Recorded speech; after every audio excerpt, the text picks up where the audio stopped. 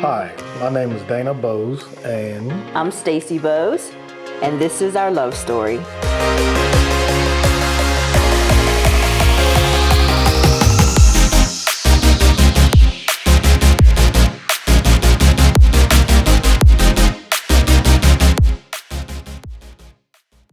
We've been married for 20 years. We just celebrated 20 years this past April. yes, How did you meet? we met at the Pittsburgh Revival Center, of all places. But the funny thing is, we were young, and she had this blue little mini skirt, blue jean skirt that she wore all the time, and with these red glasses, red rim glasses, and I knew right then was like we gonna be together, and that's crazy, but I just always had a thing for her, man. We were kids.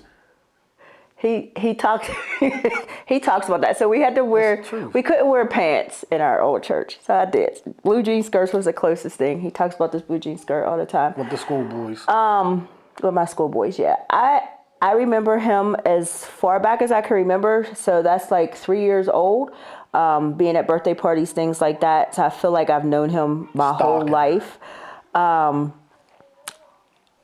didn't think we would be together. I thought that he's always been my friend. He's always been my friend. Don't look at me, but for real, you were always my friend. And so I wasn't sure that we would beat it. Like, plus I thought that he was so, we're 3 years apart, but he always felt so much older than me. Like he just felt more mature or like not on my level kind of thing. So I would watch, even as I got older, I would watch him from afar, but I just always thought he'd be like with somebody else. But he's my friend, so as long as he's my friend, I was okay. Yeah. I used to I used to have guys watching her, and they wouldn't let her talk to nobody. Like I had friends, and I would say, "Hey, if someone talks to her, hey, make sure that don't happen no more." Yeah, that's true. I didn't know that. Yeah. So I would be downtown. You know, that's when downtown was the place to be. We'd be down there on Saturdays, and guys would just, you know, a guy would be talking to us, and random guy would just walk up and be like, "No, you can't talk to her." I'm like, I don't know him. Like, why? And it would happen over and over. And I never, like, I couldn't understand who these guys were. You know, I don't have big brothers or anything like that. And then fast forward to when we started dating, he told me one day that was his doing. Yeah. Power move. Yeah.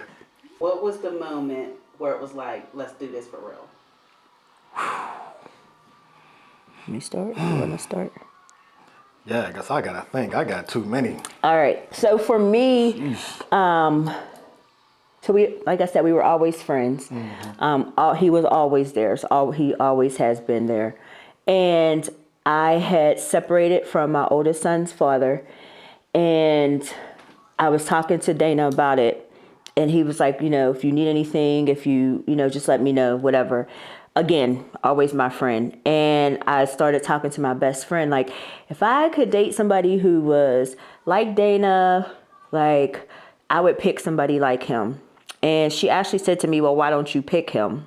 And I was like, because he's my friend. Like, I can't mess with him, because if it doesn't work, then I lose my friend. That was always my big thing. Like, if we didn't make it, I was going to lose my friend, and him being my friend was more important to me. So I was like, no. He actually was in my first wedding, but anyway. And so, because he's my friend. And so and she's a blocker, because I was trying to holler at her friend. Yep. And she just blocked that all up. But here's the thing with that. We had this pact that whoever liked somebody first, the other one could never like them. It didn't matter. It didn't matter if it worked. It didn't matter how long it went, anything like that. Lame. And so when I said that to her, and she said, well, why don't you just talk to him? Well, that set the stage. So he had no chance with her anyway. So, hater. So when she said it, I was like, well, but what if it doesn't work? And I remember her saying, but what if it does work? And we fast forward, I had gone out to a club with him. Donzies. And no, it wasn't Donzi's, not then. A club with him. We were at Kaya with him and his daughter's mom. You gonna bring that up though? And yeah, I am. And we were there. I went out with them, and we were dancing there. And but he was still involved. And then fast forward to Christmas, I went to his house. I'm laughing because there was mac and cheese, and they didn't mix the cheese up, and so it was like clumps of cheese in the middle. I forgot. I forgot to stir the cheese in. And so it was ripping on me. It was white noodles with like clumps of cheese all through it. But we decided we were going to go to Donzi's to celebrate his birthday, and we went there the next day. Right? That's the next day. We went there the next day, and we started dancing. Step back, you moving kind of close. Whew. Feel a little poke coming through, and it was like, oh, yeah, that was it. This is different. That was it. Yeah. And that for me, I'm just gonna go with that. That's what I thought when I thought, hey, you know what? This is gonna be a little bit different than just a friendship, you know, because I've always had feelings for her. So, and then dancing and, you know, get your nature rising like that, hey, it was like, hey, this got to happen.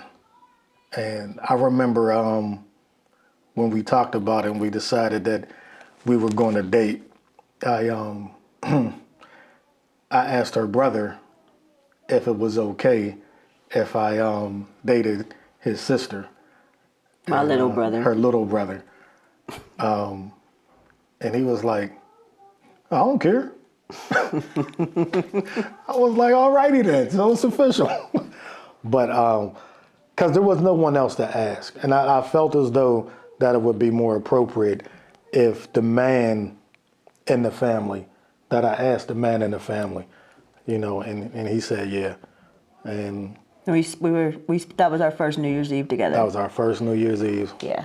Because I had something at my house on New Year's Eve. That was a lot of fireworks. And not those type though. I mean, we didn't. Yeah, no. We didn't. Yeah, we didn't have sex. We didn't cross that line for a while. Because I don't even know why. Why? I don't know, but I was cool with it. Yeah, I mean, it worked out, but I just don't know what. I don't know. I mean, don't get me wrong. I mean, I wanted to, but I was cool with it because that just showed me what type of person that you really were. And it just wasn't about, you know, jumping in the bed. Mm-hmm. You know, I had other girls for that. But anyway. This is what I live with. What was your picture of marriage and relationship growing up, and how did it shape your mindset going into marriage? Okay, I'll go first. Okay. I didn't have a picture of marriage growing up. My mom wasn't married to my father. And my great-grandmother, her husband was deceased. My grandmother, well, she had Mr. Clyde, but that was like the only, you know, my aunt, she got beat up, so. But no, I didn't have a picture of marriage at all, of marriage at all. And I was so terrified because I wanted everything to be right, but I didn't know what was right. You know, I didn't know what was wrong. Then you take, you know, bits and pieces of things that you see on TV, and you try to take this marriage from this couple and this marriage from that couple and try to put them together and just come up with something. And when I finally allowed God to penetrate me and really deal with me is when I developed how to be a husband for me, you know, so that I can be a husband for you. So, hey, I don't know. Did I answer everything in that question? Okay, cool. So for me, my parents weren't married. I grew up with my mom and my stepdad, and then they got divorced. My grandparents were married, but my grandfather passed away when I was like 4. My aunt was married, and they probably were the only couple that I saw that were like, my parents were never affectionate in front of each other. So my mom and my stepdad, I never saw them like kiss or hug, or it wasn't like that. It was just, I don't know. I don't know what their relationship looked like, but I also never saw them argue. And I say that because sometimes people say that in like it's a good thing, but it was a horrible thing, because since I never saw them argue until they separated, to me, arguing in a relationship meant the end.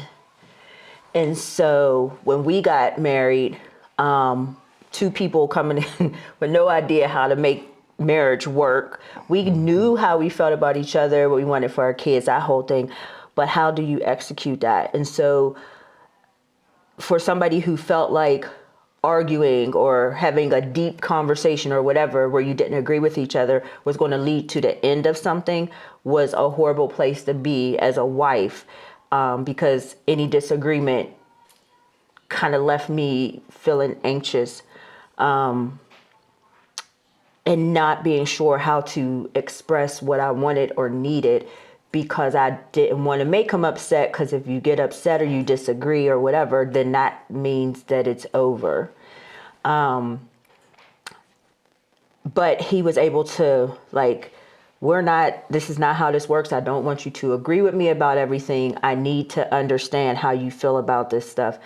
And then, like you said, once we got past that, once we started letting God heal us individually and as a couple, then we were able to find this marriage that consisted of us being friends, but also loving each other on a different level.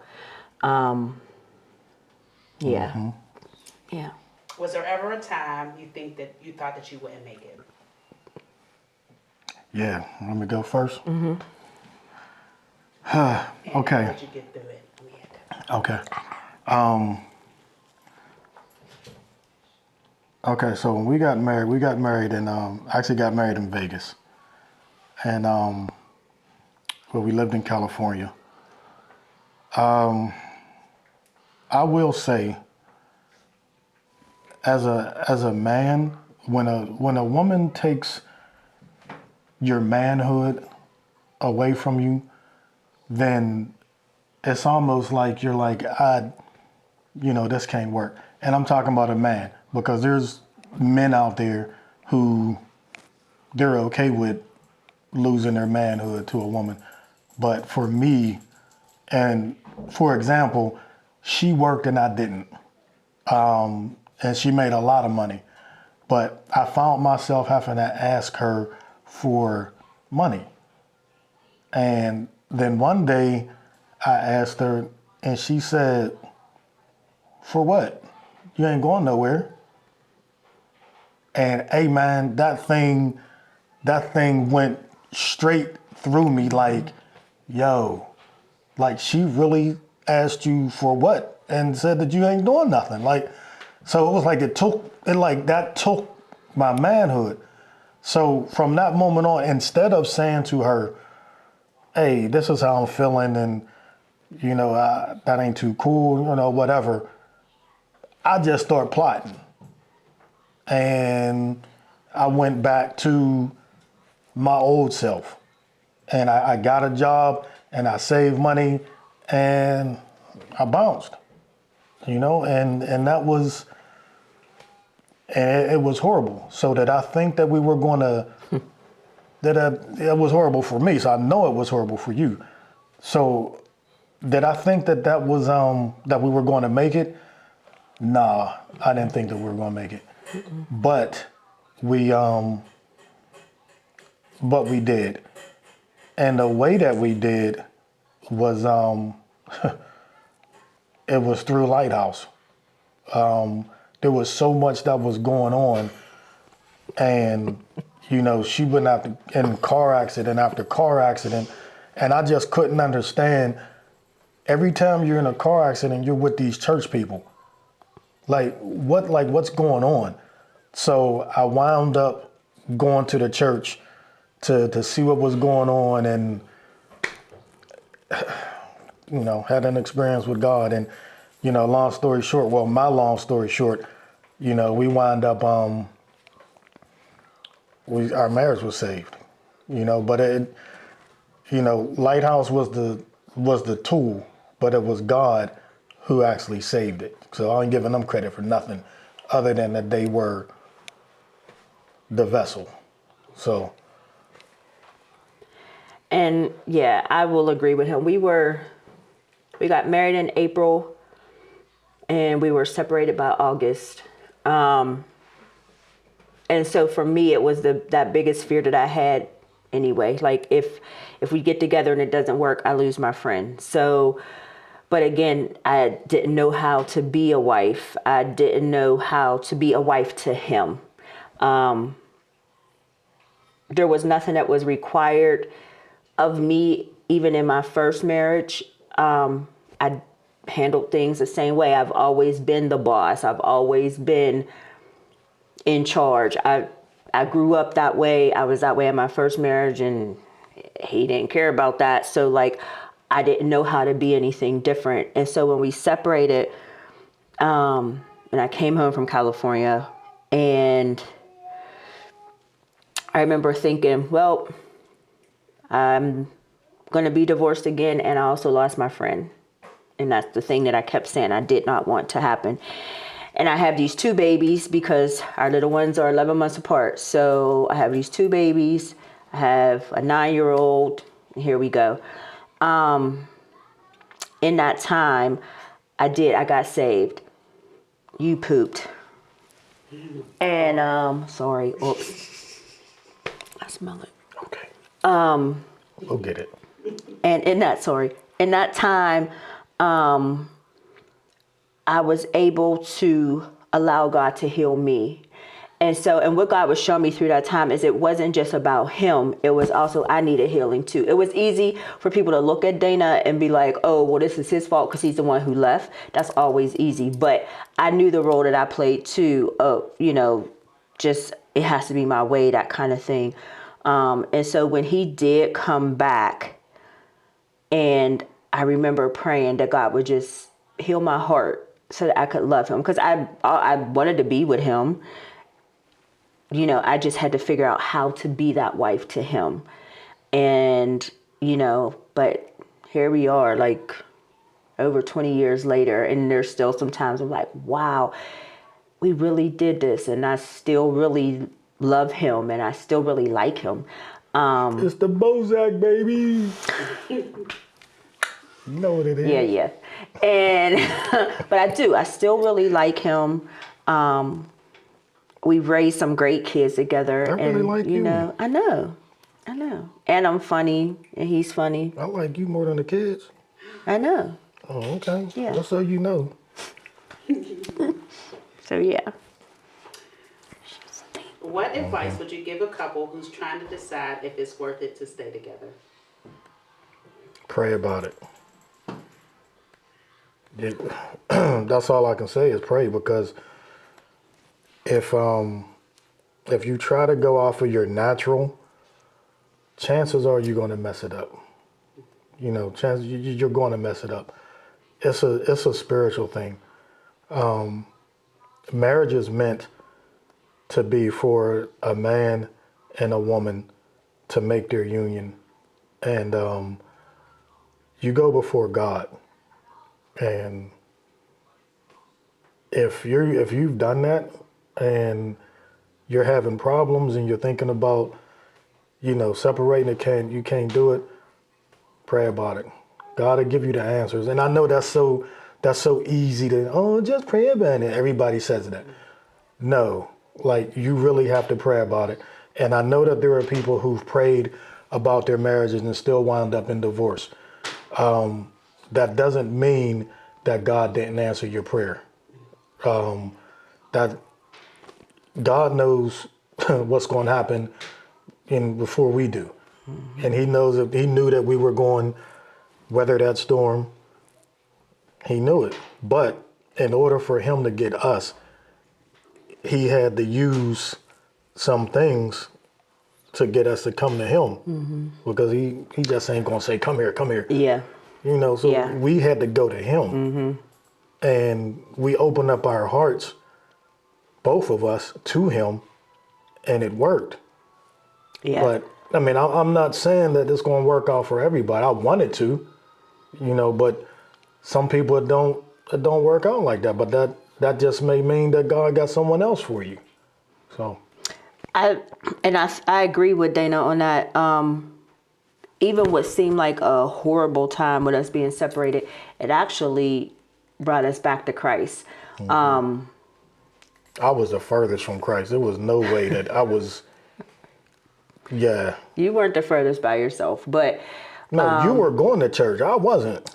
but I'm saying I wasn't going to church until after we separated. Like us being separated is what got brought me you back to to church. church, Yeah, right. yeah, And you in car accidents brought me back to church. yeah. Right. I had 2 accidents in that time we were separated. It seemed like 4. But I would say if you are not sure about your marriage, because this is for people who believe and people who don't believe, I would say that you have to take a look at yourself. It's easy to blame the other person because, you know, nobody wants to take a look at the role that they play in things. And a lot of times when you're separated, it's easy for your friends to also blame the other person. People get on your bandwagon with you, things like that. And your cousins. Don't talk about my cousins. My cousins were going to jump him in the club one time. But anyway. Not the club, in the barbershop. Oh, in the barbershop. Yeah. Sorry, barbershop. Her female cousins at that. Like, I was really going to let that go down. But anyway. But they were coming from a good place because They nobody knew my part in it. So it all looked like it was on him, you know. And that's my family, and they love me. Yeah. But if they love me now. Yeah, they do. Yep. See. But if you really do want your marriage to work, you really have to take a look at yourself and the role that you play. You know, what could you change about you? Are you being the wife that this person needs? Like, even if you grew up with what a wife should look like or what a marriage should look like, is it what your spouse needs? Because everybody needs something different. And I think that that's the part that we get so wrong, is that we don't look at ourselves. We look at the other person and say, well, it's because they do this or because they did that or whatever. There's no one size fits all for marriage too. So what somebody tells you, you should do. So for example, I had a friend and she was told that she should cook every meal every day, and that would keep him home. That would satisfy her husband. That's what he wanted. That's what a wife did. That's not what her husband wanted. He wanted a friend. He wanted somebody to hang with him. He wanted somebody that could go out with him. And she was at home trying to cook 3 meals a day. And so when things weren't working, he was like, you're not being what I need you to be. But she was being what somebody told her she should be. So it's very important to take a look at what kind of spouse you are and what your spouse needs you to be as a spouse to them. No marriage is the same. What works in one house won't necessarily work in another house. I don't need you to cook 3 meals a day. I know. You just need... Shh. Yeah. This is PG. Okay. Don't go there. I didn't finish it. But that kind of led to what I was saying, because... But anyway. So yeah, that's... And friends, you know what? I have to say this. We were friends before anything else. Before any type of sexual contact, any dancing, any of that. We were friends. And I genuinely loved my friend. And for marriage to work, and I'm going to say for all marriage to work, you should probably be friends with your spouse first, or the person that you want to be your spouse. You should be friends first, because that means something. Because if you're friends and things don't go the way that you think that they're going or that they should go, you're going to want to hold on to something. And your friendship is what you want to hold on to. So you're going to hold on to that, and that is going to allow you to mend anything that's going on within your marriage. But if you're not friends and you're married, what's keeping you? Nothing, because there was nothing there. Yep. But you got friendship. We got friendship. We've always had friendship, even when she was. When I was what? Kissing them dudes in the tunnel at the park. I ain't gonna say their names because I don't want them to come back and try to, come at my peoples for this. But yeah, I told you, them dudes, look at them now. They fat, out of shape. Look at me. Yeah. You're right. I know I'm right. say any That's why I'm words, saying it. I know I'm right. But anyway, moving right along. This is why he's my friend. See this? My last question. I want to end it on a sweet note. Oh. What is your most favorite thing about each other?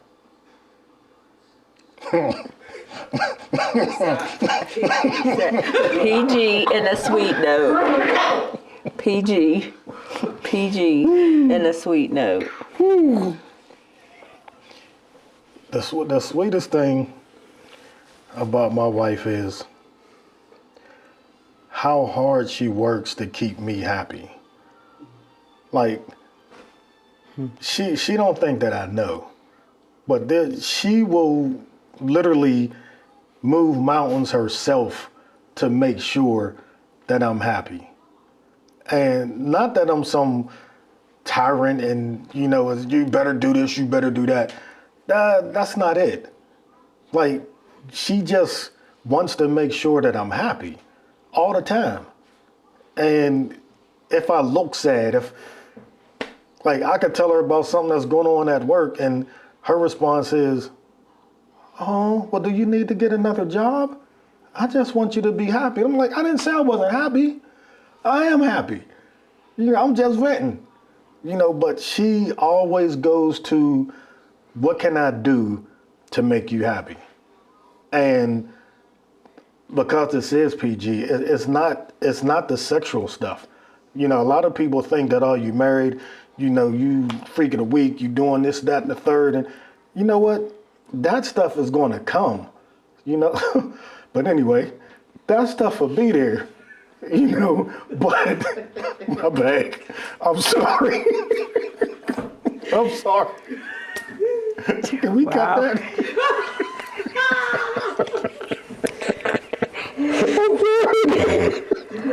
Wow. I'm sorry, I'm done. Wow. Yeah, she's so sweet. Wow, that stuff's gonna come. I'm sorry. Oh my gosh. It just came out. Oh my goodness. All right, got nothing else to say. I'm done. You done? You sure? Okay. 'Cause you got tears in your eyes. You're up next. Oh my God, why did I say that? For me, it is the constant support. Like, no matter what I think I can do, no matter, even when I don't think I can do something, if I mention it, his next answer is, well, how are you going to get that done? When are you going to get that done?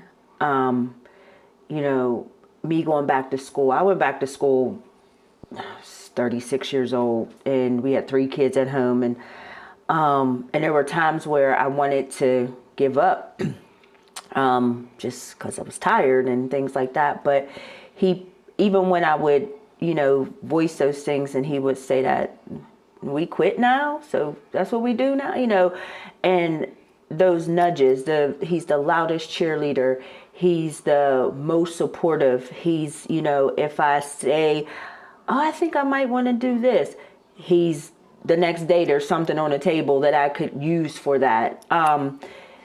Just always supporting, no matter what it is. no matter if I'm sure that I can actually do it or not, he's always the first one to say, you got this.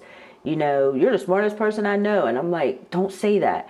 But just always being there to support, always going above and beyond to make sure that whatever it is that I think I want to do or dream about doing, that he's the first one to not only support me, but also to remind me and continue to remind me, don't forget you still need to make this happen. Don't forget you. And I'm like, I know. But always just so supportive, because I hear women talk about how their husbands don't support their dreams. And, you know, to have him seriously cheer me on no matter what, it's gone a long way to get me to where I am even now in my career, and you know, launching like my LLC and stuff like that. Just things that it's like, you got to make this happen. You said it, you saw it, now what you waiting for?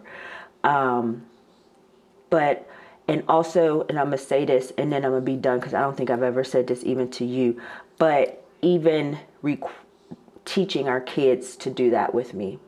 That if there's something that I am going after, he makes sure that they're also cheering me on.